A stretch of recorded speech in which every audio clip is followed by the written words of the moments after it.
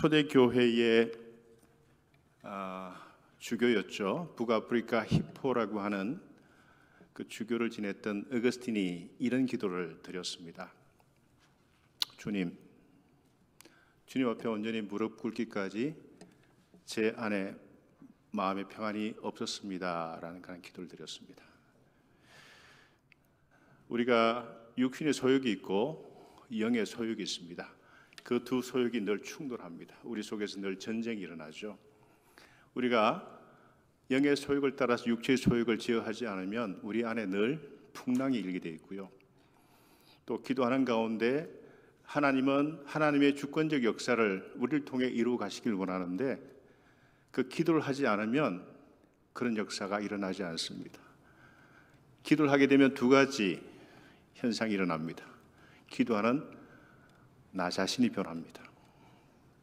기도하는 동안에 하나님의 뜻을 먼저 분별하는, 하나님께 온전히 포커스를 맞춰 기도하는 그 순간, 하나님의 뜻을 헤아리는 그 순간에 우리 인격이 변하는 놀라운 경험을 하게 되죠. 대부분 어떤 문제가 생깁니까? 그 문제의 진원지는 뭐 주변 환경도 있겠지만 대부분 본인에게서 출발합니다.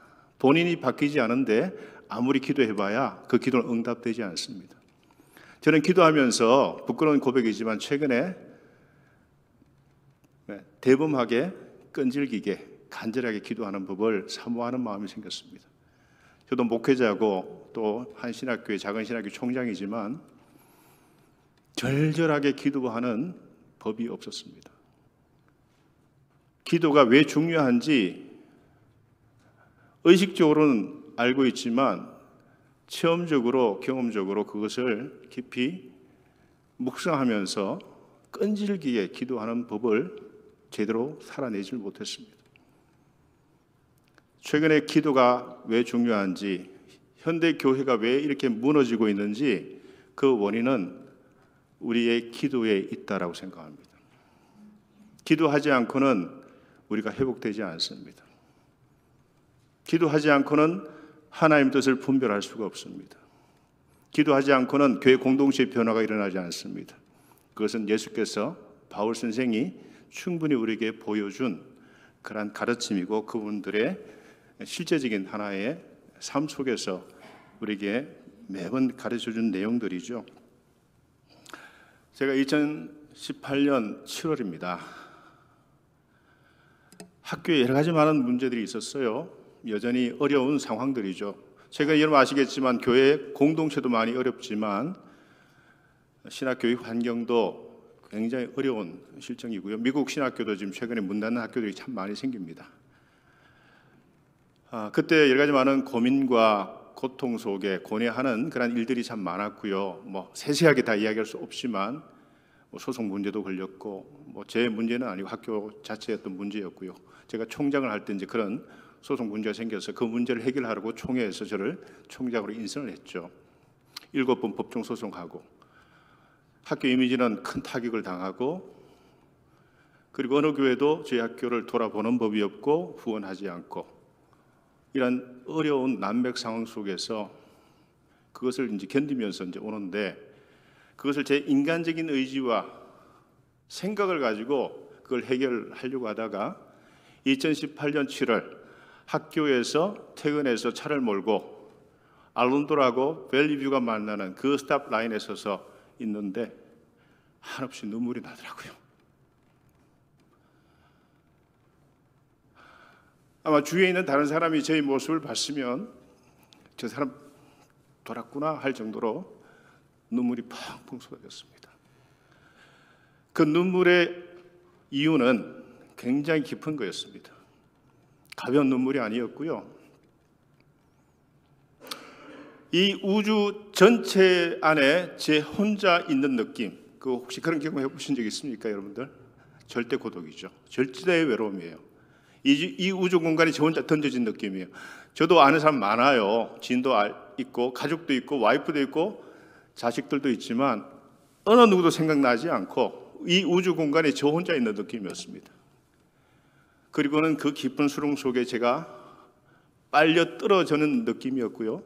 바람 라인, 이 보이지 않는 그 진장 속에 제가 빠져 들어가는데 그 느낌이 철갑을 제 몸을 감싼 듯 그 안에 갇혀서 깜깜한 어둠 속에 숨을 못 쉬는 상황이었어요. 저는 그런 경험을 처음 당했거든요. 사람이 저는 굉장히 강하고 그리고 저도 뭐 학위도 있고 총장이고 목회자고 저는 무엇이든 할 수 있다 생각했던 사람이었거든요. 그런데 그 순간 제가 한없이 나약하고 먼지 한 톨 같이 느껴지는 그런 어둠 속에 제가 던져진 느낌을 석주에서 한 달을 살게 됩니다. 숨을 못 쉽니다. 그게 뭐냐, 어떤 상황이냐면 여러분들 아실 그 공황장애라고 하는 겁니다. 패닉 디소더예요. 왜냐하면 숨을 못 쉬니까 사람이 미쳐버릴 것 같아요.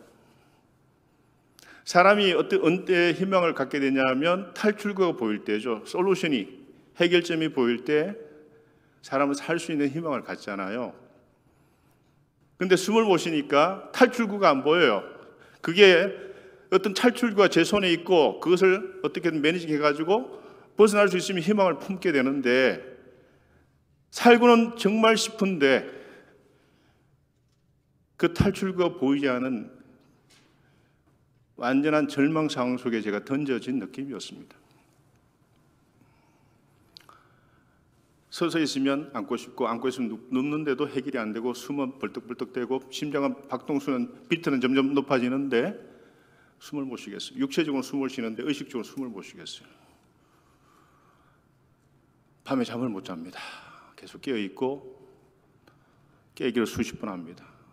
그러면 제가 할 수 있는 한 가지 간단합니다. 어떤 형식이나 격식을 차리지 않는 기도였습니다. 아버지 살려주세요. 살고 싶습니다. 그 순간은 어떤 형식과 어떤 격식이 아니에요. 그냥 아이가 아버지에게 매달리는 심정으로 아버지 살려주세요. 저를 불쌍히 여겨주세요. 이런 기도였습니다.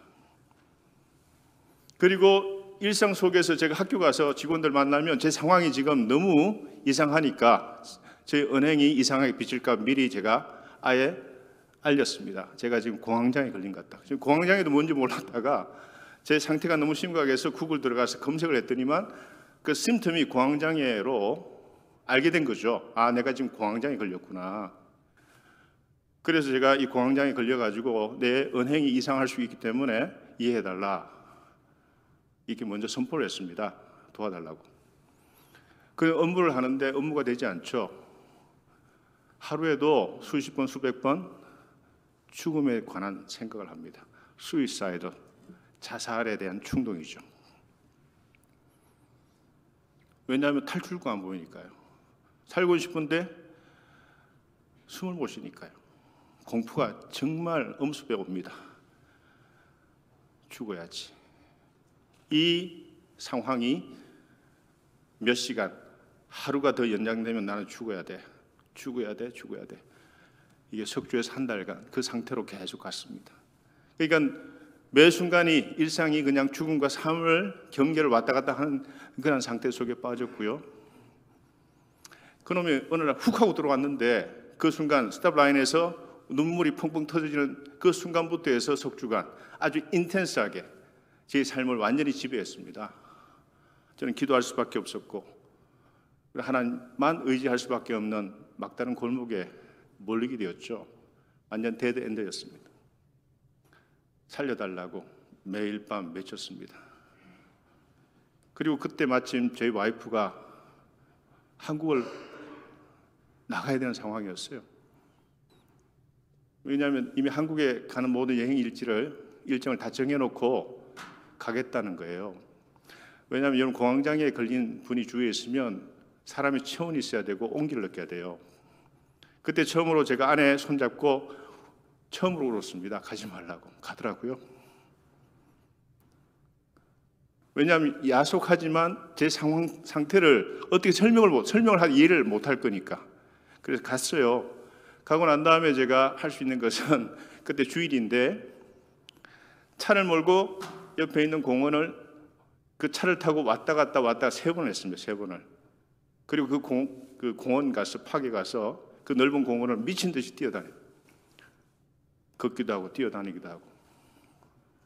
그걸 3번 했어요. 그냥 숨을 쉬고 싶어서. 그리고 그 이후에 공황장애에 걸리고 있는, 그때는 좀 경미한 공황장애에 걸린 우리 친구 목사님 불러가지고 공황장애의 심텀, 그리고 그것을 어떻게 극복했는가를 같이 담소를 나누면서 같이 걷기도 하고 운동도 하고 그린칼라 수목을 보면서 좀 마음의 안정을 얻고, 참 감사하게도 석주 1달 후에 이놈이 훅 하고 나가더라고요. 그 느낌 아세요, 여러분? 아, 난 살았구나. 하나님이 나를 살려주셨구나. 그 경험은 참 귀한 경험이었습니다. 너무나 고통스러웠고 아주 강렬한 고통의 과정이었지만 그 경험을 통해서 저는 새롭게 하나님을 만나고 제 삶을 돌아보는 너무나 소중한 경험을 했습니다. 그러고 나서 팬데믹이 터졌거든요. 눈에 보이지 않는 바이러스 때문에 수많은 사람들이 쓰러져 죽었잖아요. 그때 인간에 대한 한계, 인간의 그 처한 현실을 목도하게 됩니다. 인간은 하나님이 없으면 nothing, 아무것도 아닌 존재예요. 여러분들 지금 굉장히 건강히 살아가지만 어느 순간 우리 삶의 여건이 바뀌고요, 건강이 무너지고요, 사랑하는 사람을 잃어버리고요, 언젠가 우리는 이 땅을 떠납니다. 근데 많은 사람들이 그런 상황 속에 있는데도 불구하고 우리의 영적 현실을 잘 인식을 못한 채 살아갔죠. 기도하지 않습니다. 교제하지 않습니다. 하나님이 어떤 존재인지 별로 궁금하지 않습니다. 일상이 평온하니까 이렇게 흘러가는 거야. 그렇게 우리는 살아가고 있죠. 그런데 그것이 우리의 심각한 영적 현실이라고 하는 겁니다. 교회는 지금 죽어가고 있고 다음 세대는 일어나지 못하고 교회를 떠나고 있는 상황임에도 불구하고 우리는 기도하지 않습니다. 하나님의 뜻을 구하지 않습니다. 자기 혼자 힘으로 할 수 있다는 대단한 착각 속에 살아갑니다. 저는 그런 공황장애를 거치면서 하나님께서 함께하지 않으면 나란 존재는 뭐 박사학위가 있고 총장이고 목회자고 다 소용없다는 그 절절한 경험을 하게 되었죠. 여러분, 오늘 우리 같이 읽었던 본문의 가장 바람직한 기도는 뭘까요? 성령의 좌정하심 속에, 우리 마음속에 좌정하심 속에 우리의 기도를 이끌어 가시는 성령님께 위탁하는 기도가 중요하다 생각합니다. 여러분들 우리가 앉아가지고 한번 기도해 보세요. 한 3분 하면 일단 다리가 저려오죠. 빨리 이 기도를 모면하고 끝내고 싶은 마음이 생깁니다. 그리고 기도를 어떻게 해야 되는지, 왜 해야 되는지 그 이유를 모릅니다. 중요한 것은 성령께서 우리의 기도를 이끌어 달라고 먼저 기도하면서 기도를 시작해야 합니다. 기도의 주체는 우리라고 생각했지만 성령께 의존하고 하는 기도가 진정한 기도가 되고요, 그 기도를 우리가 할 수 있어야지 하나님과의 진정한 소통이 이루어지고 그 교제를 통해서 하나님과의 라인업이 이루어지면서 우리의 인격이 바뀌기 시작합니다. 우리의 성품이 바뀝니다. 여러분, 관계를 잘 보시면 대부분 모든 문제가 나로부터 출발할 때가 많습니다. 내가 변하지 않는데 기도해봐야, 물론 기도하면서 내 성품이 바뀌지만 절절한 기도하지 않고 그것을 왜 기도해야 되는지 그 이유도 모른 채 그냥 단순히 의식적 기도, 교회 와서 우리가 공개적으로 기도하는 그런 기도는 대부분 친밀한 기도라기보다는 공식적 기도죠. 공식적 기도할 때 친밀한 기도를 하기가 힘들어요. 그 기도도 중요하지만 우리가 골방에서 하나님과 은밀하게 교제하는 그런 기도가 너무나 중요합니다. 그런 기도하지 않고서는 이 험난한 세상 속에서 하나님의 거룩한 백성으로 그리스도의 제자로 살아갈 수가 없습니다.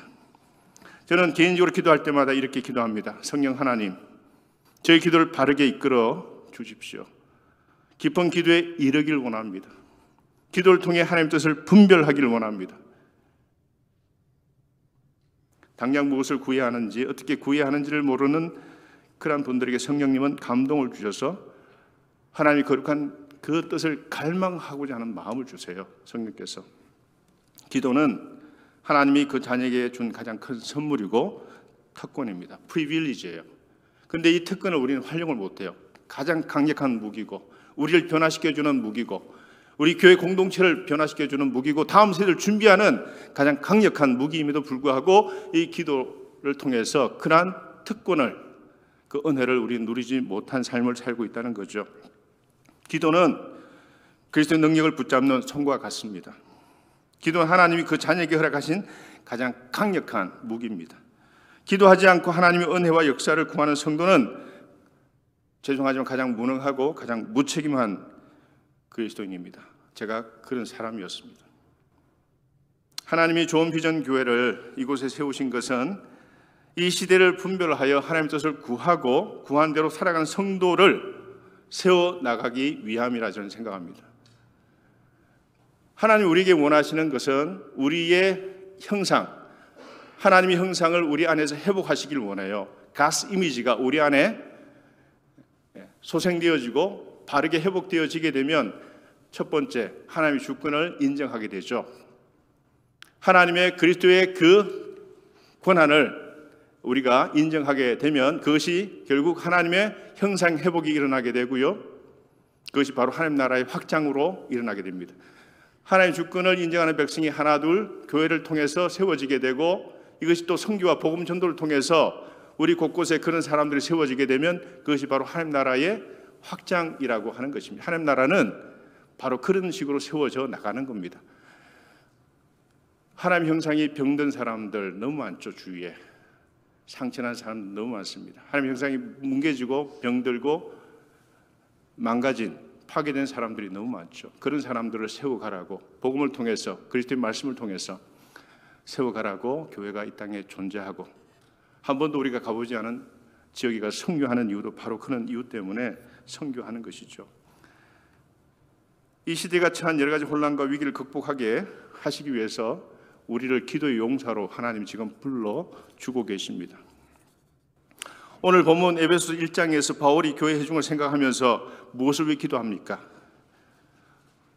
환경과 처지를 바꾸달라고 그렇게 기도합니까? 자, 당대의 크리스찬들만큼 고초를 경험한 적은 없었죠. 언제 닥칠지 모르는 박해도 있었고요. 끊임없이 일어나는 전쟁의 위협도 있습니다. 자고 나면 전쟁이 그 당시는 너무나 많이 일어났습니다. 쉽게 전염되는 질병의 위험도 있었고요. 막강한 권력자들의 탄압도 있었습니다. 사랑하는 가족과 강제로 헤어져야 하는 위기 등에 노출되었던 것이 1세기 크리스찬들의 삶의 현장이었습니다. 주기도문을 통해 주님이 가르쳐주신 기도대로 우리는 일용할 양식과 악에서 구해주시길 기도해야 합니다. 맞습니다. 우리는 다양한 바람이나 요구사항을 가지고 기도할 수 있지만 보다 본질적 사항을 놓쳐서는 안 된다 생각합니다. 우리는 왜 기도해야 합니까? 무엇을 위해 기도해야 합니까? 바울은 오늘 에베소서 1장에서 기도의 핵심이 무엇인지를 우리에게 정확히 짚어줍니다. 그것은 하나님을 알게 하는 것, 하나님을 아는 지식, 하나님을 아는 그 경험이 기도하는 가운데 우리 안에 쌓여지기를 원하시는 거예요. 하나님을 우리가 바르게 인식하면 기도하지 않을 수 없습니다. 기도하게 되어 있습니다. 하나님이 우리에게 요구하는, 하늘 아버지가 요구하는 것이 친밀한 교제거든요. 그 교제를 통해서 우리의 형상이 회복되기를 원하고 하나님의 뜻을 분별하기를 원하고 이 시대 속에서 우리가 감당해야 될 것이 무엇인지를 하나님은 그 친밀한 교제를 통해서 우리에게 말씀해 주기를 원합니다. 그런데 그 뜻을 분별하지 않고서는 우리가 하나님의 뜻이 무엇인지를 알 길이 없죠. 그래서 우리가 기도하면서 묵상하면서 말씀을 읽고 연구하고 그것을 끊임없이 우리 삶 속에서 녹여내야지만 우리는 하나님의 거룩한 백성으로 그리스도의 온전한 제자로 이 땅 가운데 살아갈 수가 있다 믿습니다. 에베소서 1장 본문에 마음의 눈을 밝히사라는 표현이 나옵니다. 특정 진리로 마음의 눈이 밝아지면 그때 전인격적 변화가 일어납니다. 자, 여기서 중요한 사항을 배우게 됩니다. 바울이 성도들을 위해 기도할 때 집중적으로 간구한 것은 성도들이 하나님을 알고 그들의 마음의 눈이 밝아지기를 원했습니다. 바울은 우리 크리스찬들이 반드시 얻어야 할 결정적 응답은 우리 환경의 변화보다 하나님을 온전히 아는 knowledge, 그 지식을 우리에게 간구할 것을 원합니다. 하나님을 깊이 알고 그분을 진정으로 경험한 분은 그분과의 교제의 최상의 가치를 두게 됩니다. 기도는 현재 우리의 영적 상태를 진단할 수 있는 영적 시험지와 같습니다. 일상 속에서 기도 시간을 얼마나 자주 갖는지, 얼마나 절실하게 기도하는지, 하나님 뜻에 맞는 기도를 드리는지를 고려하면 현재 우리의 영적 상태를 가늠할 수가 있습니다. 기도하지 않고는요, 하나님의 자녀와 그리스도의 일꾼이라는 그 거룩한 그 아이덴티티, 정체성을 결코 유지할 수 없다는 사실을, 죄송하지만 부끄럽지만 제가 최근에 절절하게 그것을 느끼고 있습니다. 우리가 사는 세상이 결코 만만하지 않습니다. 우는 사자가, 사탄이 우는 사자처럼 우리를 공략하기 위해서 사방팔방에서 우리를 공략하고 있죠. 그런 상황 속에서 기도하지 않고 우리가 하나님의 거룩한 백성 살 길은 없다고 저는 믿습니다. 우리 거룩한 정체성을 파괴하려고 우리를 유혹하여 넘어뜨리는 것들로 차고 넘칩니다.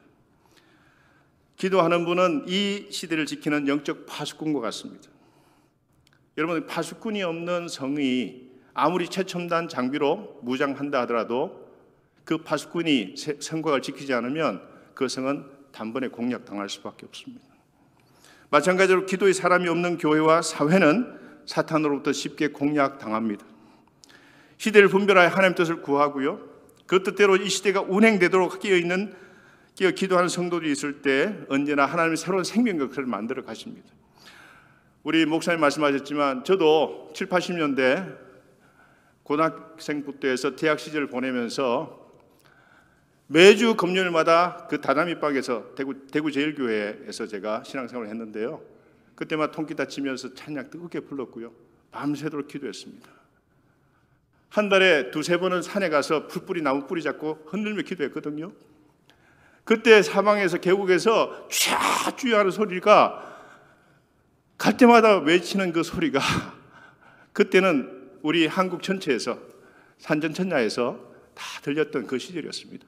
저는 그 기도 소리 들으면서 사실 성장했습니다. 모든 위기가 응축되어 있는 한반도에서 우리 모국 한국이 세계 제12위 경제대국이 된 것은 무엇 때문이라고 생각하십니까? 여러분, 우리 한반도 생각해 보세요. 다 핵으로 다 둘러싸여 있잖아요. 중국의 연변을 따라, 일본의 해안선을 따라서 북한, 핵으로 완전히 다 둘러싸여 있어요. 그리고 해양 세력과 대륙 세력 사이에 그 냉전 체계 속에서 한반도가 위치해 있잖아요. 지정학적으로. 정말 제가 보면 어떤 나라보다 가장 위기에 처한 곳이 우리 한반도가 아닌가 생각합니다. 그럼에도 불구하고 현재 경제 대국을 이루었습니다. 저는 그 시절 우리 교회 성도님들의 뜨거운 기도의 열매라고 저는 생각합니다. 그럼 언제부터인가 골짜기는 물론 교회에서 기도 소리가 멈추기 시작했습니다. 그때부터 한국 교회의 영적 동력을 잃기 시작했고요, 급격히 세속화되기 시작했습니다. 그때는 성도와 교회가 물질적으로 너무 궁핍했습니다. 먹고 사는 문제가 너무나 절실했죠. 그래서 절박하게 기도했습니다. 그러나 이전에 비해 현재 우리는 물질적으로는 풍요해졌지만 영적으로 헐벗고 굶주렸습니다. 물질적 풍요함이 가져온 독소에 취해서 영적인 아사 상태에 있는데도 우리는 그것을 깨닫지 못합니다. 하나님을 더 이상 찾지 않습니다. 기도하는 이유도 방식도 잊어버렸습니다. 이것이 우리 현대교회의 가장 심각한 위기라고 저는 생각합니다. 지난 3년 이상 진행된 팬데믹은 현대교회의 영적 치부를 적나라하게 보여주었습니다. 기도가 멈춘 교회, 기도하더라도 절실하게, 대범하게, 끈질기게 기도하지 않습니다. 더 이상 하나님 찾지 않습니다. 자, 그런 교회는 갈수록 영적 맥박이 서서히 느려지다가 결국 운명을 달리할 것입니다. 그런 교회는 도태되고 사라질 것입니다. 제가 분명히 단언합니다. 그런 교회는 더 이상 이 세상 속에서 살아낼 방법이 없습니다. 형식적이고 의식적 기도는 힘이 없습니다. 존 웨슬리가 이런 말을 합니다. 나는 하나님이 이 땅에서 기도 응답 외에 아무것도 하시지 않는다고 확신한다. 감리교를 창시했던 파운더죠. 존 웨슬리는 하나님은 기도하시는 하나님이에요. 우리가 드리는 기도의 속에 역사하시는 그 하나님, 그런 하나님이 우리의 막강한 그러한 백업을 해주시는 분인데, 그 기도가 교회 현장의 성도의 삶을 사라지는 그 순간 성도는 더 이상 성도다운 삶을 살지 못하고 교회는 교회의 역할을 하지 못한다, 이런 말씀이죠.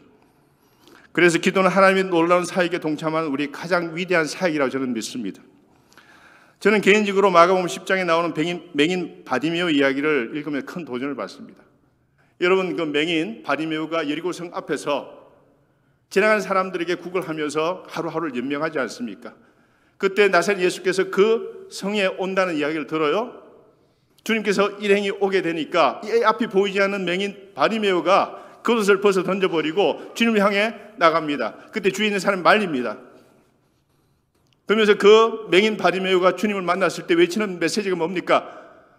다윗의 자손 예수여, 나를 구원해 주소서, 나를 불쌍히 여겨 주소서라고 기도합니다.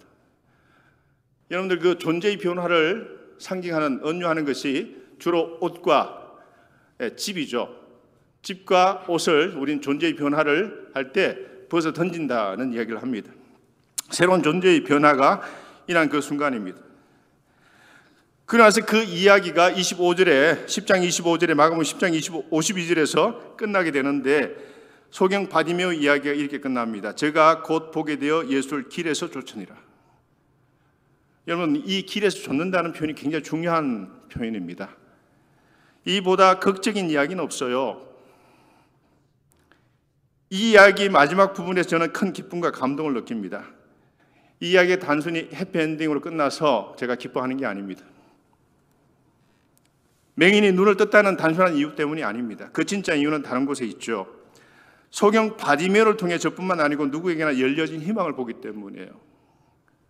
이 사건은 며칠 계속된 이야기가 아니죠. 여러분들, 맹인 바디메오가 주님을 만났습니다. 주님께서 그 눈을 만져주셨고 눈을 뜨게 되었습니다. 눈이 떠여진 다음에 돌아서서 자기 길로 간 게 아니고 주님을 따라 갔다는 이야기죠. 52절의 이야기 그렇게 끝납니다. 마가복음은 1장부터 길의 이야기로 시작합니다. 그리그의 호도스라는 단어로부터 시작합니다. 주의 길을 평탄케 하라, 주의 길을 예비하라, 이 단어가 3번 나옵니다. 1장 1, 2, 3절에서요. 길의 이야기로 시작, 길의 이야기로 끝나는데 마찬가지로 마가복음 10장에 이 맹인 바디메오 이야기도 길의 이야기 시작해서 길의 이야기로 끝나요. 길에서 쫓았다, 그 이야기의 마지막 결론 봅니다. 여러분, 맹인 바디메오가 기적을 체험하잖아요. 눈을 뜨게 되잖아요. 뜨고 난 다음에 주님을 길에서 쫓게 되잖아요. 쫓는다는 표현은 헬라어로 아콜루데오라는 단어입니다. 그 아콜루데오라는 단어의 진정한 의미가 뭔지 하면 주님께서 가시는 그 길의 성격, 그 길을 따라가면 고난과 고통과 기쁨도 있겠지만 주님의 제자로서 간다 했을 때 사용되는 단어가 아콜루데오라는 단어입니다. 자, 맹인 바디메오는 눈이 떠여진 다음에 다시 자기 일상으로 돌아간 게 아니고요. 그 맹인 바디메오 눈이 떠여진 다음에 주님의 제자로서 그 길을 따라갔다는 것이 이 이야기의 결론입니다. 여러분, 맹인 바디메오가 주님을 만나서 눈이 떠여지고 제자로 삶을 결단하기까지 걸리는 시간이 얼마나 되었을까요? 하루 종일이었을까요? 반나절이었을까요? 30분이면 충분합니다. 그렇지 않아요? 1시간? 그 1시간 안에 놀라운 트랜스포메이션이 일어난 거예요. 눈이 떠여진 것만 아니고, 그리고 눈이 떠여진 다음에 다시 자기의 어떤 거지 생활로 돌아간 게 아니고요, 막장 인생으로 돌아간 게 아니고 주님의 제자로서 그 길을 따라갔다는 이야기죠. 이것이 중요합니다. 여러분들, 우리 신앙은요, 연륜도 중요합니다. 그렇지만 진정한 신앙은 길이로 재지 않습니다. 두께로 잽니다. 퀀티티, 양의 문제가 아닌 퀄리티의 문제입니다.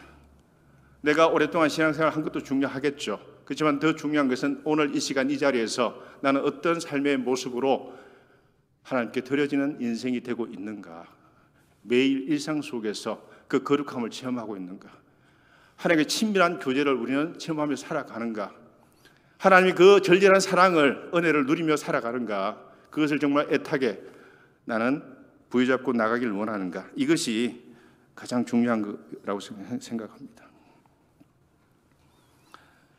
맹인 바디메오는 그 길을 쫓아갔을 뿐만 아니고 그 길이 어떤 길인지를 분명히 알고서 갔습니다. 멋진 곳으로 여행 떠나는 우리가 설레는 마음만 안고 가는 그런 길이 아니고 그 길을 따라가면 곳곳에서 만나기 힘든 고난, 그리고 심지어 목숨도 잃을 수 있다는 생각을 가지고 간다 했을 때 아콜루데오라는 단어, 제자가 선생의 길을 알고 그 길의 성격을 알고 따라간다 할 때 사용되는 단어가 길에서 쫓았다 했을 때 사용되는 아콜루데오라는 단어입니다. 다른 방식으로는 사용되는 용례가 없습니다. 듣보잡, 듣도 보도 못한 잡놈, 정말 사회의 막장 인생인 맹인 바리메오가 예수님이 진정한 제자로서 예수님의 뒤를 따라갔다는 사실은 맹인이 눈 뜬 사건보다 더 큰 기적입니다. 여러분, 우리 자신이 쉽게 변하던가요? 신앙생활 하면서 우리 인격이 확확 바뀌는 경험들을 많이 합니까?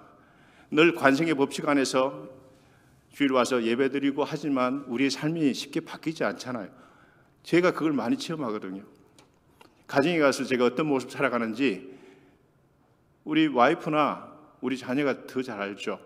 근데 제가 최근에 기도하면서 나름대로 어떤 작은 기적이라 한다면 제 성격이 많이 바뀌었습니다. 기도하면서. 저도 굉장히 성격이 급해요. 그래서 화를 자주 냈고요. 이러다 보니까 이제 그 여러 가지 인간 관계망들이 망가지잖아요. 한번 주어진 상처는 쉽게 회복되지 않아요. 그래서 제가 절절하게 후회하는 겁니다. 만약 이것을 제가 30대부터 이 뜨거운 기도, 열정을 가지고 기도하고 절절하게 기도하고 끊임없이 대부분 기도했다면 제 삶이 어떻게 바뀌었을까? 많은 변화가 일어났을 겁니다. 놀라운 기적 같은 일들이 많이 벌어졌겠죠. 그래서 후회하는 겁니다. 그래서 제가 이 후회의 경험을 나누면서 여기 계신 사랑하는 성도님들 기도를 통해서 가장 변하기 힘든 대상인 나 자신이 변하는 경험을 하실 수 있기를 바랍니다. 내가 바뀌면요, 식구가 바뀌어요. 그 관계가 평온하게 돼요. 그 관계 속에 사랑이 넘쳐요. 자기를 던져서 희생하고자 하는 마음이 생겨요. 그 희생의 마음이 전달되고 주위에 있는 사람들이 마음이 녹여지고 상처가 치유되어지고 그것이 큰 변화고 기적이라 저는 믿습니다. 그래서 하나님의 응답은 우리 환경을 바꾸기도 하고요. 어떤 대상을 놓고 기도할 때 그 대상이 변하기도 하고요. 그리고 가장 중요한 변화는 하나님과 라인업을 하면서 기도하면서 나의 성품, 인격이 바뀌는 경험이 가장 중요한 원초적 기적이라고 저는 생각합니다. 그 경험을 우리 사랑하는 성도님들이 일상 속에서 누리시며 살아가실 수 있기를 바랍니다.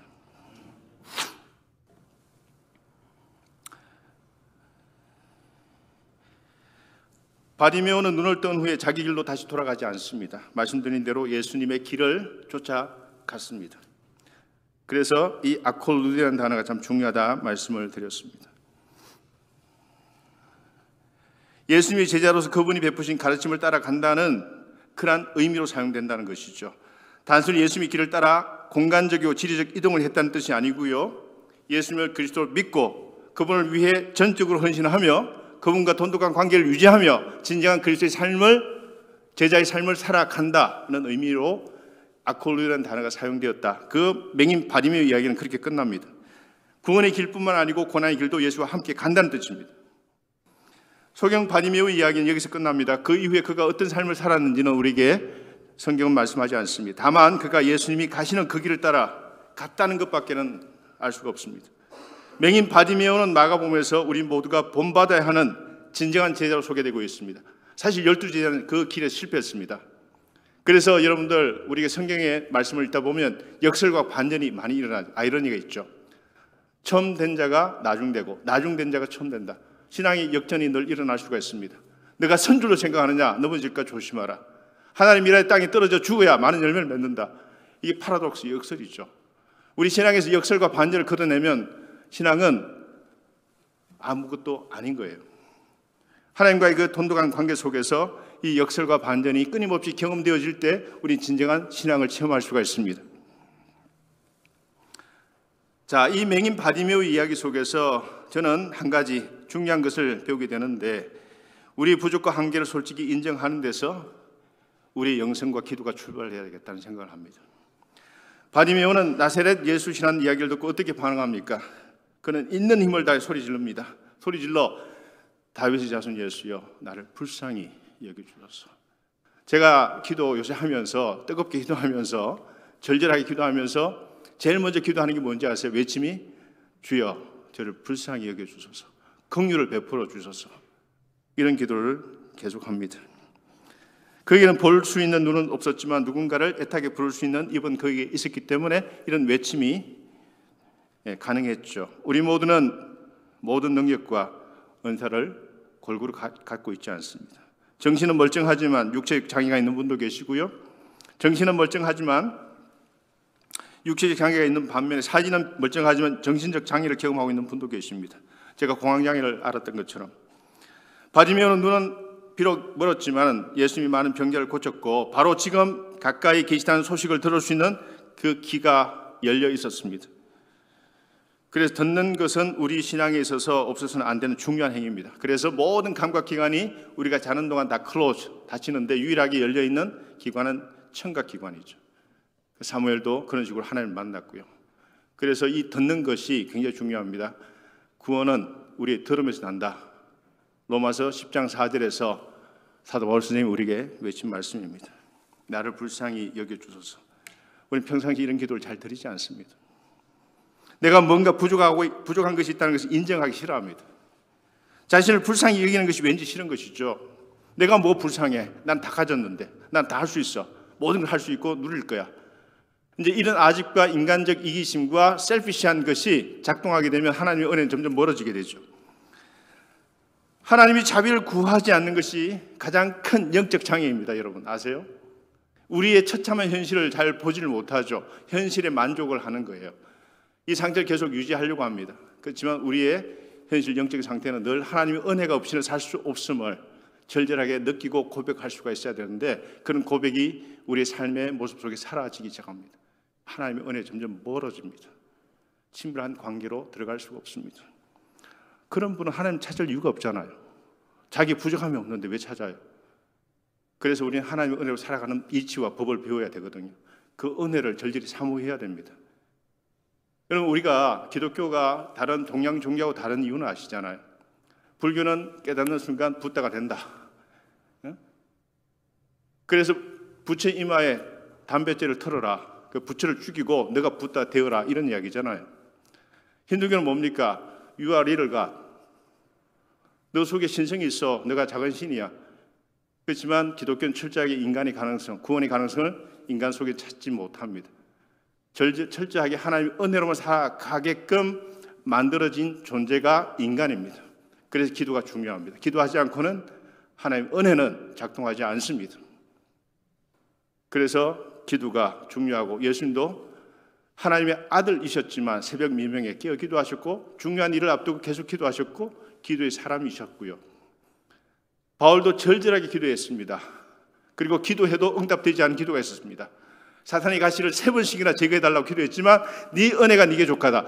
기도하는 순간 우리가 모든 기도가 다 응답되지는 않습니다. 오히려 우리에게 그 기도가 응답되지 않은 것이 하나님의 뜻일 때가 있다는 이야기입니다. 그래서 우리는 하나님의 뜻을 철저하게 추구해야 된다고 생각을 합니다. 신앙과 영성의 진정한 출발은 우리와 인간의 한계와 역사 안에 짙게 드리운 사악하고 끈질긴 죄성을 분별하는 데서 출발합니다. 이것을 진정으로 깨닫는 사람만이 하나님의 은혜가 아니고서는 우리는 구원 받을 수 없음을 절절하게 고백할 수가 있습니다. 여러분들 그 인류 역사 속에 위기가 없었던 데는 한 번도 없었지만 저는 우리 현 시대가 가장 총체적 위기의 시대다라고 생각합니다. 왜냐하면요, 이 시기 21세기처럼 모든 게 위기가 응축된 시기는 없다고 생각합니다. 탈신앙, 반복음적 풍조가 우리 인류 역사 속에 이 시대만큼 그렇게 넘쳐나는 시기는 사실 없었습니다. 우리는 하나님을 두려워하지 않는 시대를 살고 있습니다. 세상은 점점 하나님에게서 멀어지고 있고 경건을 잃어버리고 있습니다. 경건은 파열이라고 하는 단어는 하나님을 두려워하는 삶의 자세와 태도를 말하는 단어입니다. 이 시대는 하나님을 두려워하기는커녕 그 이름을 망령되이 일컫는 일들이 도처에서 일어나고 있습니다. 성경은 종말 직전에 일어난 여러 가지 현상에 대해 말씀합니다.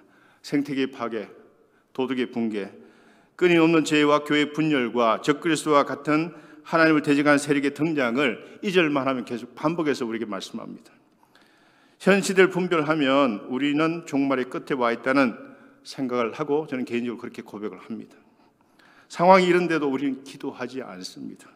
기도하지 않고 우리가 어떻게 하나님의 뜻을 분별하며 우리가 어떻게 하나님의 뜻대로 살아갈 수가 있겠습니까? 그것은 impossible, 불가능합니다. 우리 힘으로 할 수 없다는 이야기죠. 하나님이 여기신 성령께서 우리를 이끌어 가시도록 우리는 끼어 있어야 하고 끊임없이 기도해야 합니다. 그래서 계속해서 기도하라고 이야기를 하고 있습니다.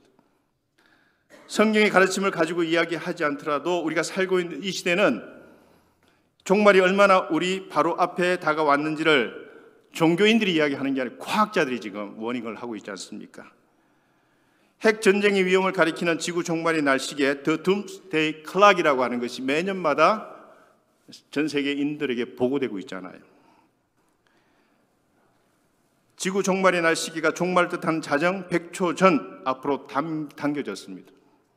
시계 바늘이 지난해 자정 2분 전에서 20초 당겨진 오후 11시 58분 20초. 이것은 우리 기독교인들이 하는 이야기가 아니고요, 과학자들이 지금 경고하는 겁니다.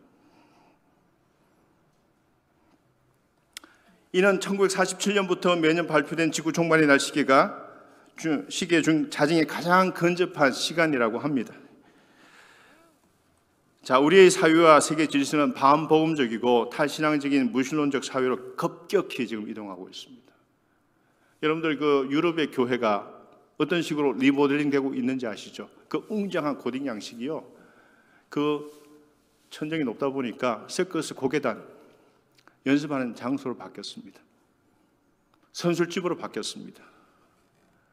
그 장의자 다 치워버리고 거기서 아이들이 노는 운동장처럼 사용되고 있고, 어떤 데는 매매춘하는 장소로 바뀌고 어떤 데는 모스크로 바뀌었습니다. 유럽의 전체 크리스찬의 퍼센티지가, 교회에 계속 출석하는 인구가 전체 인구의 3, 4%밖에 되지 않습니다. 선교 대국이던 영국이 현실이 그렇고요, 미국이 그 경향을 따라가고 있고 한국 교회가 그 뒤를 또 이어가겠죠. 저는 마지막 궁극의 희망은 하나님께 있다라고 저는 믿습니다. 우리가 아무리 암울한 지표가 있더라도 그런 상황 속에서도 신앙을 버리는 것이 아니고 끝까지 신앙 붙잡고 신음하는 소위 렘넌트, 구약의 이사야서에 나오는 마지막 남은 자들, 그 남은 자들 속에서 뿌리가 잘려버리고 밑둥이 그을려져 있는 그 밑둥의 새순을 피워서 새로운 생명의 역사를 이어가시려고 하는 그 하나님의 구원 역사에 동참하는 소수의 남은 자들, 그 사람들 데리고 새로운 생명 역사를 만들어 가실지도 모릅니다. 하나님은 그 밑둥 잘린, 타고 그을려진 그 밑둥에서 새싹 같은 사람들을 다시 이렇게 세워서 새로운 생명 역사를 만들어 가실 것입니다. 몇 년 전에 미국에 있는 신학생들 대상으로 기도에 관한 설문조사를 했다고 합니다. 그 질문 가운데 하나는 하루에 얼마나 기도하십니까? 신학생들 대상으로 질문을 했다 그래요. 몇 분일 것 같습니까? 몇 시간일 것 같습니까? 얼마나 기도할까? 신학생들이, 미국 신학생들입니다. 우리가 하루가 1440분이잖아요. 24시간을 분으로 하면 1440분입니다. 미국의 신학생들이 기도하는 시간이 6분입니다. 6분. 이 엄청난 격변의 시기 속에, 모든 위기가 노출되어 있는 이 시대 속에, 우리 신앙의 정체성을 지키기가 힘든 시대 속에, 교회 사명을 감당하기가 벅찬 시대 속에 신학생들, 다음 세대를 책임질 신학생들이 하루에 단 6분, 1440분 가운데 단 6분, 어떻게 교회를 지키죠? 다음 세대 어떻게 준비합니까? 어떻게 우리가 하나님 생명 구원 역사에 동참할 수 있겠습니까? 하나님과의 친밀한 교제가 사라졌는데 어떻게 우리가 그 정체성을 유지할 수 있겠습니까? 현상은 알았지만 이 통계를 보면서 저는 참 암담하구나, 우리 현실이 참 이렇구나 하는 생각을 하게 됩니다. 하루 1440분 가운데 단 6분만을 하나님과 교제에 사용하는 셈이죠. 다시 말하면 하나님 철저하게 우리로부터 왕따를 당하고 계십니다. 현 교회의 영적 상태가 얼마나 암울한지를 단적으로 보여주는 데이터입니다. 교회의 침체와 위기의 가장 큰 원인이 저는 바로 여기에 있구나 하는 생각을 합니다. 한 시대 우리 한국교회가 세계 선교를 주도하기도 했고 한국교회가 역동적으로 부흥하기도 했지만 지금 한국교회도 심각히 교세가 기울고 있고 우리 한인 이민교회도 다음 세대가 보장되지 않은 아마 이 현 시대, 현 세대가 끝나고 다음 세대로 신앙이 전수되지 않은 그 처참한 상황에 몰릴 수 있겠구나 하는 신앙의 대물림이 정지된 그런 경험을 우리도 할 수 있다는 그런 위기를 느낍니다. 기도하지 않은 행위는 하나님을 하나님으로 대하지 않은 불신앙이라. 기도의 용사들이, 기도의 많은 사람들이 그 이야기를 합니다. 영국의 신학자 피터 포스타이스는 이런 말을 합니다. 기도하지 않은 것이야말로 가장 끔찍한 죄다. 크리스찬들 사이에 깜짝 놀랄 만한 만큼 공공연한 죄다. 우린 다 그것을 아는데 누구도 그것을 죄로 인정하지 않고 그냥 그것이 그런 거야 라고 넘어가는 공공연한 죄라고 이 고전 신학자입니다. 1920년대 영국의 아주 대표적인 경건한 청교도 정신을 가지고 있는 신학자가 이미 오래전에 이야기했던 거예요. 성도들 사이에는 죄라 여겨지지 않지만 실은 가장 심각한 죄가 기도하지 않는 죄라고 지적을 하고 있습니다. 선지자 이사야는 우리에게 이렇게 말씀합니다. 주 외에는 자기를 앙망하는 자를 위하여 이런 일을 행한 신을 옛부터 들은 자도 없고 귀로 들은 자도 없고 눈으로 본 자도 없었나이다. 우리로 하여금 기도하게 하나님은 없어요. 하나님은 우리가 믿는 하나님, 앙망하는 자녀를 위해 반드시 응답하고 역사하시는 하나님이신 줄 믿으실 수 있기를 바랍니다. 여러분, 기독교 외에 경배의 대상을 아버지라 부르는 종교가 있습니까? 한번 그런 종교가 있으면 말씀해 보세요. 불교가 그렇습니까? 유교가 그렇습니까? 힌두교가 그렇습니까? 이슬람이 그렇습니까? 역사적으로 없었습니다. 마가복음 14장 36절 이르시되 아빠, 아버지여 아버지께는 모든 것이 가능하오니 이 잔을 내게서 옮기시옵소서. 그러나 나의 원대로 맛이 없고 아버지 원대로 하옵소서. 주님께서 마지막 겟세마네 동산에서 절절하게 하신 기도이죠. 갈라디아 4장 6절 너희가 아들임으로 하나님이 그 아들의 영을 우리 마음 가운데 보내사 아빠, 아버지라 부르게 하셨느니라. 로마서 8장 15절 너희는 다시 무수하는 종의 영을 받지 아니하고 양자의 영을 받았으므로 우리가 아빠, 아버지라고 부르짖느니라. 아바, 영어로 대리. 어린아이가 육신의 아버지를 부를 때, 뭔가 필요할 때, 무엇을 묻고자 할 때 대리. 아니 이런 하나님이 어딨냐고요.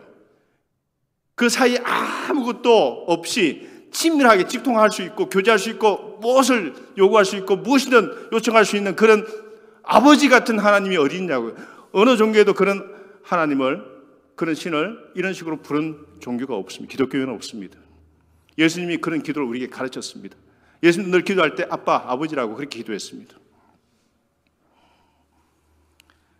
이 구절들에서 아빠라는 표현은 어린 자녀가 아버지에게 무엇을 요구할 때나 질문할 때 부르는 아주 친근한 호칭입니다.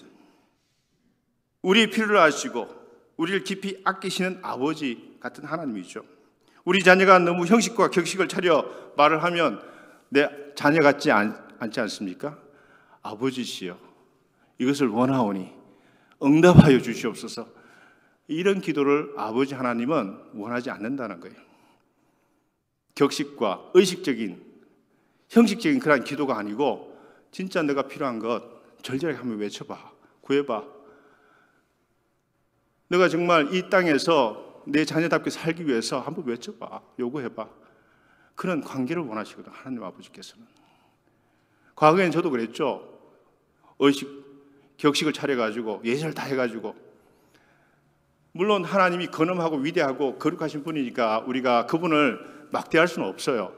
그렇지만 하나님은 우리에게 그런 형식적인 그런 관계보다도 언제든지 우리가 부르면 바로 응답하시는 그 하나님, 내가 그런 사람이야, 그런 대상이야 라고 우리에게 말씀하지 않습니까? 근데 그런 하나님을 두고 우리는 기도하지 않아요. 왜 기도하지 않을까요? 궁금하지 않아요. 하나님이 어떤 존재인지, 그분이 내게 뭘 요구하는지 궁금하지 않아요. 하나님을 알고자 하는 지식에 대한 열망이 없어요. 그분이 나와 어떤 관계에 있는지, 이 우주 속에, 이 지구 역사 속에 인간 역사 속에 무엇을 원하는지, 그의 그랜드 드라마가 뭔지, 마스터 플랜이 뭔지, 그 마스터 플랜을 알아야 우리가 거기 참여할 수 있지 않습니까? 그 플랜에 대한 관심이 없어요. 그러면서 우리는 매일 주일 와서 의식적인 신앙생활을 하는데 가만히 보면 죄송한데 종교 생활이죠. 하나님 정말 원하는 절절한 그 관계 맺음을 통해서 그분의 인격을 닮아가는 정말 친밀한 아들과 아버지의 관계가 아닌 그냥 대면대면한 그런 관계로 우리가 만약 하나님을 대한다면 그것이 불신앙이라고 말씀하는 겁니다. 하나님은 왜 이런 호칭으로 불러주신 것을 원하실까요? 예수 그리스도가 우리 죄값을 치르고 우리에게 영원한 생명을 허락하셨기 때문입니다. 우리 죄를 대신 짊어지셨고 그 죄의 결과인 저주와 죽음을 십자가의 저주와 죽음으로 대신하셨기 때문이죠. 우리를 그토록 사랑하시기 때문에 우리에게 데디, 아바, 아빠 부를 수 있는 특권을 우리에게 은혜로 허락하신 겁니다. 하나밖에 없는 독생자 예수 그리스도를 위해 희생하신 하나님, 우리는 그런 하나님이 우리 아버지 되신 하나님이십니다. 하나님 아버지와 우리 사이 아무것도 두기를 원하지 않습니다. 로마 캐톨릭처럼 그 안에 신부가 중개하는 것도 원하지 않고요. 휘장이 예수께서 운명하시는 순간 좌우로 찢어져 가지고 갈라졌듯이 지중수 안에 누구나 다 들어갈 수 있도록 우리에게 그 길을 허용하신 분 아닙니까? 예수께서 우리 위해 죽으심으로 하나님과 우리 사이에는 완전히 빵 뚫려 있는 하이웨이가 열려 있는 거죠. 하이웨이가. 그 하이웨이를 우리가 드린 기도가 수시로 무시로 주님께 신속히 상달될 수 있는 은혜를 우리에게 베풀어 주셨습니다. 여러분 이 사실을 아셔야 합니다. 예수님은 하나님의 아들이셨지만 새벽마다 그리고 중요한 일을 앞두고 끊임없이 기도하신 분입니다. 하나님의 아들이심에도 불구하고 예수에게 있어서 기도는 사역을 위한 준비가 아니라 사역 그 자체였습니다. 미니스트리 itself였다는 것입니다. 기도하실 때마다 성부 하나님은 성자 예수 그리스도의 기도를 들어주셨습니다. 그러나 하나님은 아들 예수님의 기도에 깊은 침묵으로 대하신 때가 있습니다. 예수께서 겟세마네 동산에서 땀이 핏방울이 되도록 기도하시면서 이 잔을 옮겨달라고 기도하실 때 아주 무거운 침묵만이 흘렀죠. 정적이 흘렀습니다. 하나님은 응답하지 않았습니다. 그 아들의 그 절절한 기도에 예수께서 가장 절박하게 기도하신 때는 십자가상에 절규하실 때였습니다. 늘 아버지 하나님이라 기도하시는 예수님은 이때 예수님이 이렇게 기도하십니다. 나의 하나님, 나의 하나님, 어찌하여 나를 버리셨습니까? My daddy, my daddy가 아니고 my God, my God. 호칭이 바뀌었어요. 늘 예수님은 기도하실 때 my daddy 이렇게 기도하다가 갑자기 이 장면에서는 my God. 왠지 좀 거리감이 느껴지지 않아요? 갑자기? 가장 처참하고 고통스러운 순간에 예수님은 나의 아버지가 아닌 나의 하나님이라 불렀다는 겁니다. 절규했다는 겁니다. 우리를 구원하시기 위해 예수님은 철저하게 아버지 하나님으로부터 외면당하고 버림당했습니다. 왜? 우리를 위해서 철저하게 아버지 하나님으로부터 외면당하고 버려졌다는 그 순간 예수님도 그것을 감지하시고 나의 하나님, 나의 하나님 어찌하여 나를 버리셨습니까? 라고 기도했다는 거예요. 하나님이 우리를 얼마나 사랑하시는지를 이보다 더 어떻게 극명하게 보여줄 수가 있겠습니까? 우리는 여기서 중요한 사실을 알게 됩니다. 이 순간에만 예수님의 기도도 응답되지 않았다는 사실입니다. 고난의 잔이 지나가기를 원하신 예수님의 기도에 하나님은 침묵하셨고 그럼에도 예수님은 아버지 하나님의 뜻에 따라 그 고난의 잔을 기꺼이 받았습니다. 하나님의 침묵과 예수님의 순종이 인류 구원의 대사건을 일으켜낸 것입니다. 복음을 제대로 이해하신 분은 하나님께 잘 보이기 위해 기도하지 않습니다. 그리스도가 이미 우리 대신 하나님께 잘 보여주셨기 때문에 우리가 그렇게 잘 보이기 위해서 기도하는 법이 아니고요. 그 기도하는 이유는 하나님의 뜻을 우리가 알고 그분을 경험하고 그 지식을 쌓고 우리가 변화되어지고 주의를 변화시키기 위한 하나님 강력한 기도 용사가 되기를 하나님은 원하십니다. 우리는 그리스도의 완성된 사역에 그 무엇도 더할 수 있는 존재가 아니죠. 우리가 그분께 더 많은 사랑을 받기 위해 할 수 있는 일은 없습니다. 이미 그 모든 일은 예수께서 이미 다 이루셨습니다. 우리는 기도할 뿐입니다. 하나님의 아버지로서 우리에게 요구하시는 건 단 하나, 기도입니다. 기도는 그분의 환심을 사기 위함이 아니고요, 인정받기 위함이 아닙니다. 그분과의 시간을 보내기 위함입니다. 친밀한 펠로십입니다. 그 교제는 우리에게 무한한 생명을 공급합니다. 유혹과 시험거리가 많은 세상에서 하나님과의 밀착된 관계를 통해 우리 안에 그분이 형상 회복하여 온전하게 하기 위함입니다. 요한복음 10장에 보면 선한 목자의 비유가 나와요. 거기에 하나님, 아버지, 선한 목자 또 사꾼 대조되고 있는 두 인물 그리고 양이 나와요. 그러면 제가 질문을 드리죠. 선한 목자는 선한 목자의 사역을 감당한 이유가 뭘까요? 왜 사꾼은 사꾼의 가장 전형적인 모습, 이기적인 모습을 보이면서 양들 팽개치고 도망갔을까요? 그 둘의 근본적 차이가 뭘까요? 우리가 대부분 말씀을 들을 때 많은 분들이 이제 이런 식으로 설명하죠. 선한 목자는 양들을 위해 끝까지 목숨 바치고 심지어 그렇게 양을 케어링하기 위해서 사역한 사람. 사꾼은 자기의 사리사욕을 챙기기 위해서 언제든지 양을 팽개치고 갈 사람. 자, 그것은 피상적으로 결과론적으로 나온 이야기고 선한 목자가 선한 목자가 되고 사꾼이 사꾼이 되는 가장 근본적 이유가 있습니다. 많은 분들이 그 본문을 읽을 때 놓치는 중요한 존재 하나님, 아버지라는 단어가 3번 나와요. 그러면 아버지하고 선한 목자의 관계가 뭡니까? 선한 목자는 끊임없이 그분과 교제 나누잖아요. 기도하잖아요. 그분의 음성을 듣잖아요.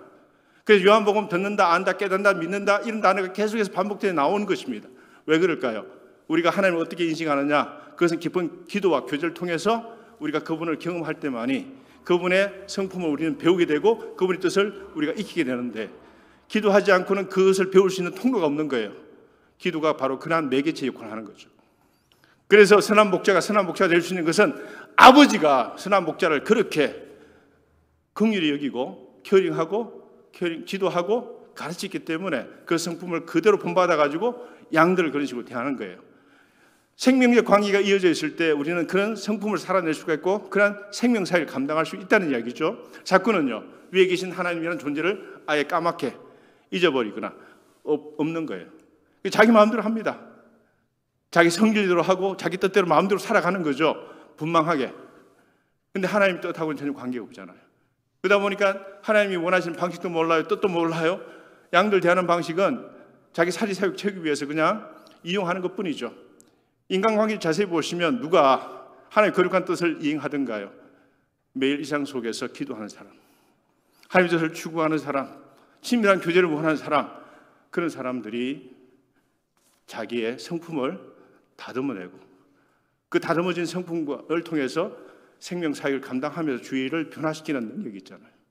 하나님 주신 은혜로 그 일을 감당하잖아요. 그 생명 관계가 계속 이어져서 내려올 때 그것이 교회 안에서 공동체 안에서 닮음의 신앙 교육이 일어나게 되고 성령의 역사가 일어나게 되면 그 교회 공동체가 살아납니다. 오지 말라고 해도 그런 교회 공동체로 많은 사람들이 돌아오기를 원할 거예요. 왜? 생명이 넘치니까요. 변화가 있으니까요. 사꾼은 그렇지 않습니다. 위에 계신 존재가 없어요. 자기 마음대로 합니다. 자, 여기서 중요한 게 뭘까요? 기도라고 하는 것은 우리의 인격의 변화가 기도를 하지 않고는 일어나지 않기 때문에 우리의 인격이 변하지 않고서는 기적이 일어나지 않습니다. 우리가 아무리 기도해도 나의 어떤 모습이 하나님 모습에 사모하고 그 은혜를 사모하는 마음이 없는데 하나님이 덥석덥석 그 응답을 하실까요? 오히려 그런 만약 하나님이라면 그 사람을 스포일시키는 거죠. 하나님 은혜 없이 너 능력대로 다 이루어진다는 생각하지 않겠습니까? 하나님 은혜가 역사하겠습니까? 역사 안 하죠. 자기 능력대로 이루었다고 생각할 거예요. 하나님 그런 사람 사용하지 않습니다. 그리고 그런 응답도 들어주지 않습니다. 우리가 하나님을 철저하게 구하고 그분을 경험하고 그 뜻을 추구하려고 할 때 하나님은 그 기도에 응답하시는 하나님이거든요. 우리가 바뀌지 않고서는 하나님 응답하지 않습니다.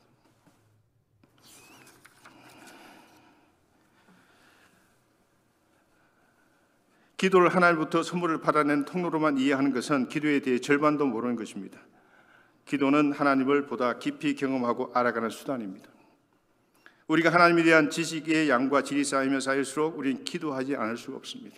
그 시간이 너무나 기다려지고 하나님 뜻을 구하고 그렇지만 그 기도는 고통도 동반합니다. 어떨 때는 기도의 응답이 떨어지지 않을 때 하나님이 나를 버리셨나? 하나님 존재하지 않느냐? 이런 많은 위험의 순간, 위기의 순간들이 있죠. 그렇지만 그것도 통과해야 합니다. 그렇지만 우리가 계속해서 기도의 용사들, 기도를 이때까지 해왔던 많은 사람들이 우리에게 가르치는 내용이 있다는 겁니다. 절절하게 기도하라, 대범하게 구하라, 끈질기게 기도하라. 이것은 어느 누구나 다 기도를 우리에게 가르친 위대한 영성가들, 신앙인들, 신학자들 동일하게 하는 메시지가 성실하게, 진지하게 기도하고 대범하게 기도하고 끈질기게 지치지 않고 기도하라. 그러면 하나님 응답하신다.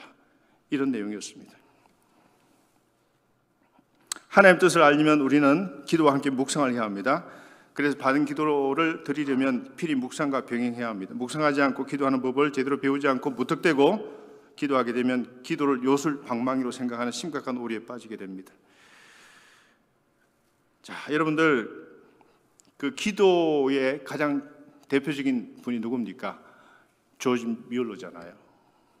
일평생 기도해서 5만 번 응답을 받았다고 합니다. 그것은 그분의 전기에 나오는 이야기입니다. 우리가 취할 수 있는 가장 강력한 무기는 기도입니다. 기도밖에는 답이 없습니다. 현 시대가 우리의 기도를 더 요청합니다. 기도는 가장 평온한 방법으로 하나님의 뜻을 가장 강력하게 이루어내는 우리의 수단입니다. 저는 이런 기도를 드립니다. 주님 말씀을 깨닫게 하시고 그 말씀을 따라 기도하게 하심으로 성삼위 하나님의 역사에 거룩하게 쓰임받는 인생이 되게 하여 주옵소서. 왜냐하면 제 마지막이 기도하지 않고 제 인생을 마지막 순탄하게 아름답게 정리하지 못할 것 같다는 생각이 많이 듭니다. 기도가 우리의 인생을 아름답게 바꿀 것입니다. 나와 관계 맺고 있는 다른 사람들을 기도를 통해 변화시킬 수가 있습니다. 계시록 8장 1절에서 5절 그 내용을 다루고 끝내겠습니다. 계시록 8장 1절로 5절은 우리 기도가 결코 땅에 떨어지지 않는다고 말씀합니다. 이런 내용이 있습니다. 7째 인을 떼실 때 하늘이 반시간쯤 고요하더니 내가 봄에 하나님 앞에 7 천사가 서 있어 7 나팔을 받았더라. 또 다른 천사가 와서 제단 곁에 서서 금 향로를 가지고 많은 향을 받았으니 이는 모든 성도의 기도와 합하여 보좌 앞 금 제단에 드리고자 함이라. 향년이 성도의 기도와 함께 천사의 손으로부터 하나님 앞으로 올라가는지라. 천사가 향로를 가지고 제단의 불을 담아다가 땅에 쏟음에 우레와 음성과 번개와 지진이 나더라. 자, 모든 성도의 기도가 향연이 되어 하나님께 상달됩니다. 그리고 성도의 기도가 응답될 때 지상에 대격변이 일어난다고 합니다. 우리의 기도는 땅에 떨어지지 않고요, 진정 드리는 그 기도는 위로 상달되어서 나의 인생만 변화시키는 것이 아니고 내 주변의 어떤 상황을 변화시키는 게 아니고요, 이 지구촌의 역사를 변화시킨다는 겁니다. 하나님 구원 역사에 우리가 동참하는 방법은 우리가 행동으로 하는 것도 있겠지만 그 행동 전에 기도를 통해서 하나님은 구원 역사를 우리의 기도를 통해 만들어 가신다는 겁니다. 그렇게 하기를 원한다는 겁니다.